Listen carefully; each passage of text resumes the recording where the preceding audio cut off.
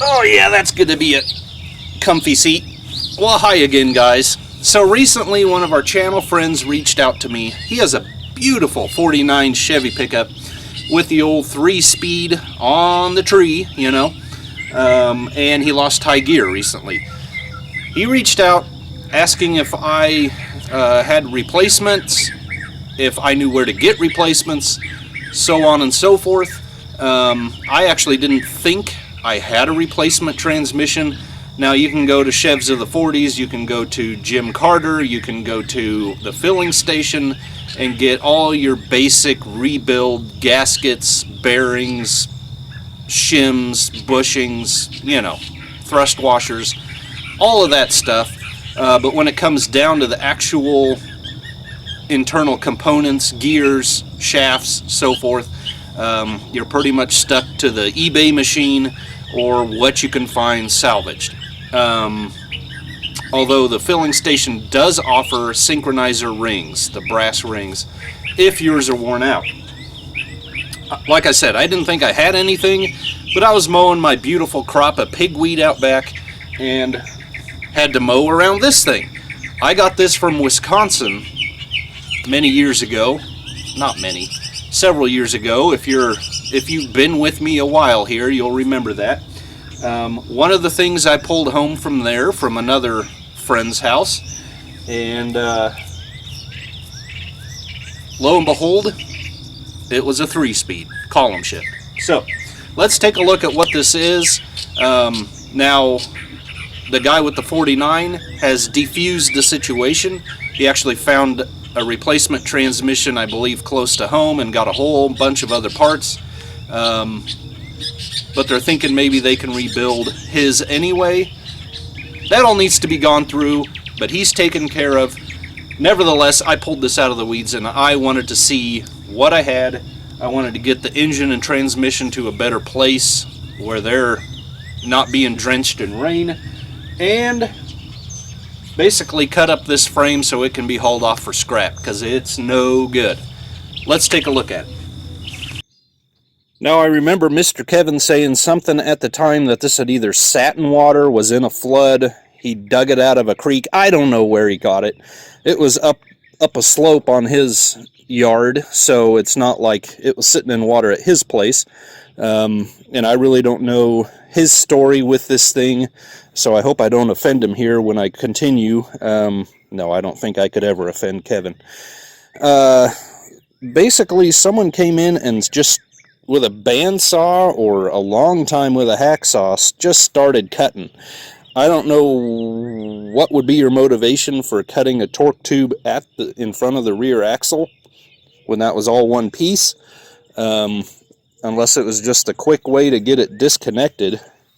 You know, someone evidently needed, maybe they were making a trailer and they needed, I bet that was it, they needed a trailer. So they needed the rear axle and the back end of the frame.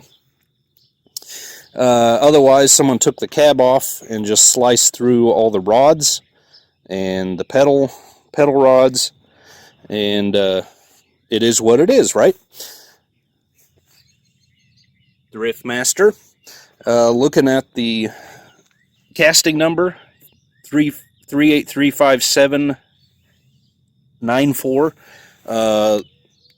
The block anyway is a 52-216. You know, so the very end, getting towards the end of the 216's life cycle, and the Babbitt bearings as well. So less desirable block for many, but is it still good? Like I said, it sat in water. That's why it looks like the county road crew ran over it with the asphalt machine, I suppose. Who knows the internal condition of the engine, of the transmission, but from outward appearances, at least, it's worth saving.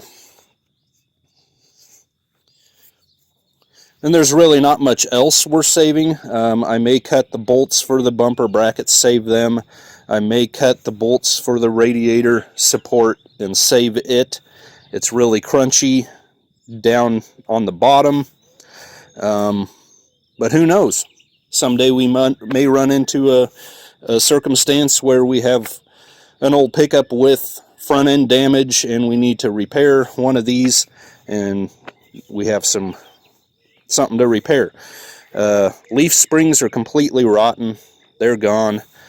Probably could save master cylinder. I don't know if you'd ever get it apart. Steering gear looks good. But originally when I picked this up, I want to build either a test stand or a display stand and get a nice looking Stovebolt Chevy on it one day, if I ever have room for such a thing. And then, you know, we could use it for a test stand for running up generators, running carburetors. This thing's got a Model B Rochester on it, by the way. What's that sticking out? It's like they made their own gasket and just left it square or something. But this, unfortunately, the rear mounts are completely gone on this side. It's all deteriorated on the front mount, so it would have been a good candidate, you know, put legs on it, put wheels on it, whatever, and a guy could roll it around, but I think I'm better off just making something else. Cross rod for the brakes. Might be more trouble than it's worth to get that out of there. I'm sure that's all just seized up and would be incredibly stubborn. I'd like to save just whatever I can off of this thing. But unfortunately, it might just mostly be the drivetrain, and that's it. So I'm going to get to work. I've got the work truck here. Maybe I'll lift this thing up and just start cutting, and what falls off, falls off.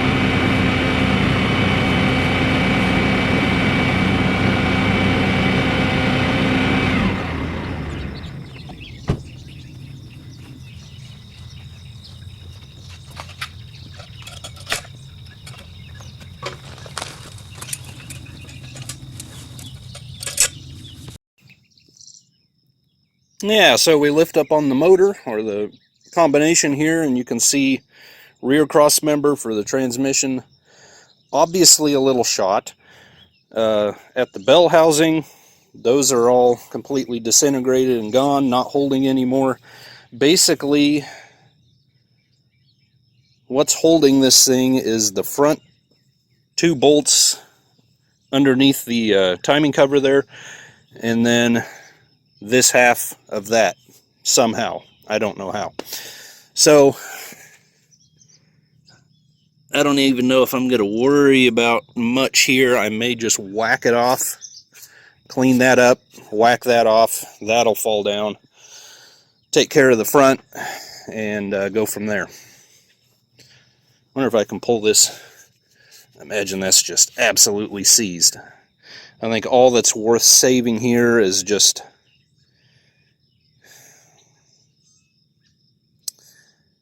well, I don't know.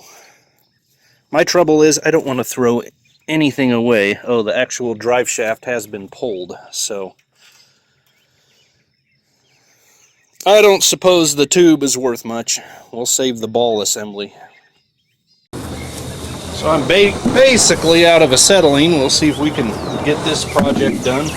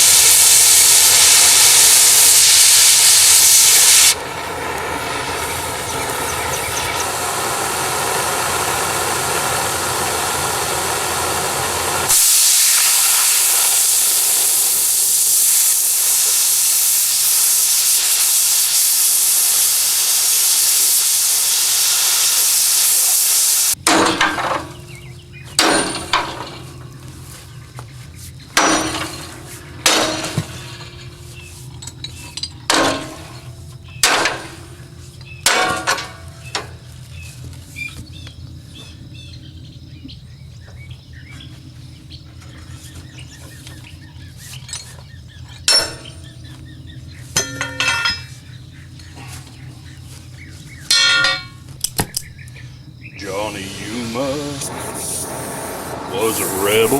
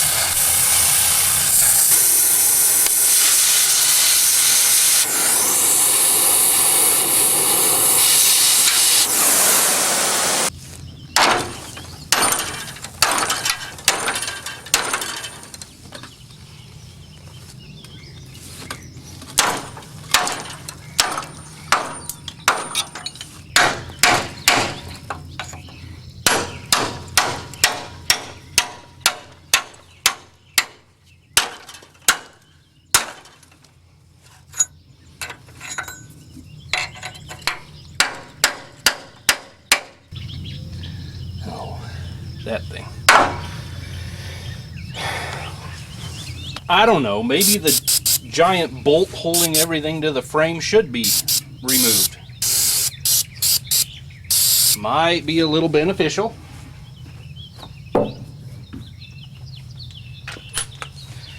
Probably will have to torch it, we'll see.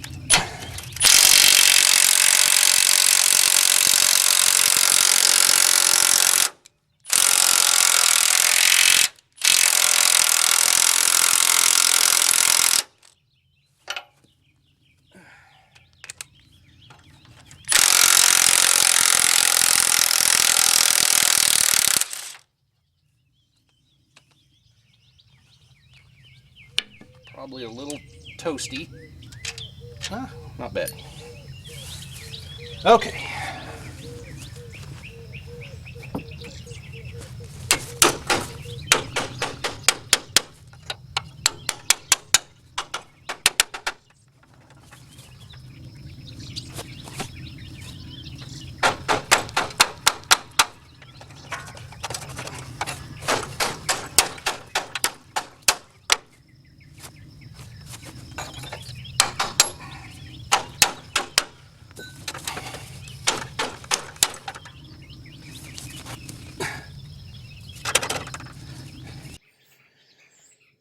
Alright, so I got the steering gear off, still was messing around with the whole bracket for the master and the pedals and everything.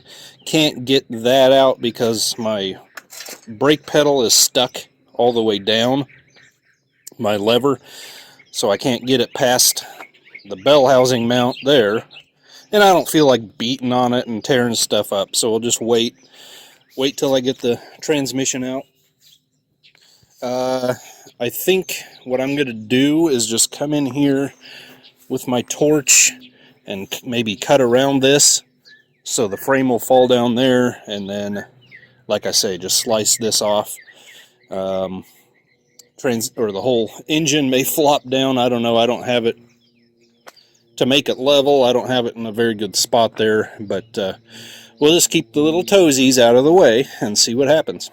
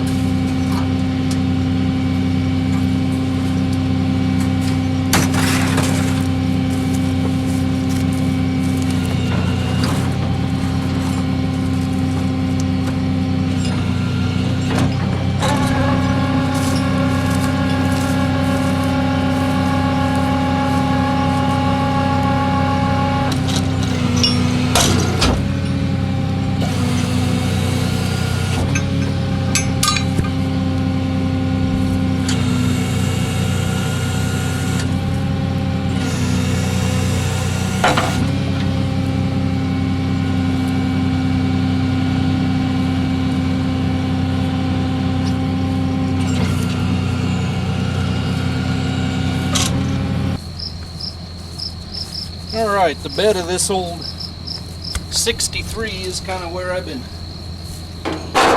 pigeonholing a lot of the, a lot of Stovebolt Chevy parts that they've already been outside. Doesn't matter too much.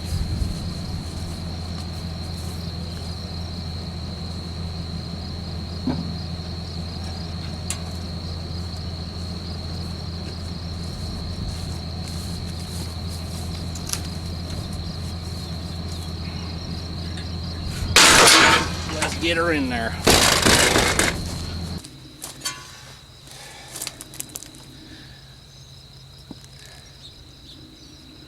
Well, I guess that's gonna do it. Got some stuff cleaned up, organized, put away-ish, to where I can find it. Got some junk on the junk pile, which really needs to be hauled off soon. What I really need, what's on my short-term goal list, is a 50-foot shipping container. I'd settle for half length, but a 50-footer, and then all of my, I don't know how many Stovebolt engines I have, and small blocks and all the pieces, and then the new design engines. I have several of those. It'd be nice to just get them all in a rodent-free environment, a shipping container. Then I'd have to come up with a plan for being able to move them in and out. Put them all on pallets, have a manual pallet jack so I wouldn't have to keep batteries charged on a battery one, that kind of thing. We'd have to figure it out, but I would really like that. Then I could put some shelves in and start organizing individual parts. Man, the gnats are eating me alive, starting to sprinkle, so I'm gonna have to put some tin over this thing now. Too little, too late, I know. Or something. I'll put some blocks under it so it doesn't fall over. But like I said, 1952 216, kind of the end of an era of engines that most guys don't even want, really, because of the Babbitt. I actually have 2 more Stovebolts sitting out there and one really weird engine, like a industrial tractor type engine. We'll go take a look at those, because I don't think you guys have ever even seen either one. One's actually a GMC, and I'd be interested to know what CID that thing is, because that came out of a heavy truck, at least a comparable to a Chevy 6400. I don't even remember right now what GMC nomenclature was back in the advanced design years, but man, they made some tough old engines. GMC did, even up to what, 503 cubic inch out of a straight 6 Stovebolt design. Man, that's a big mamma jamma, right? So let's go take a look at that.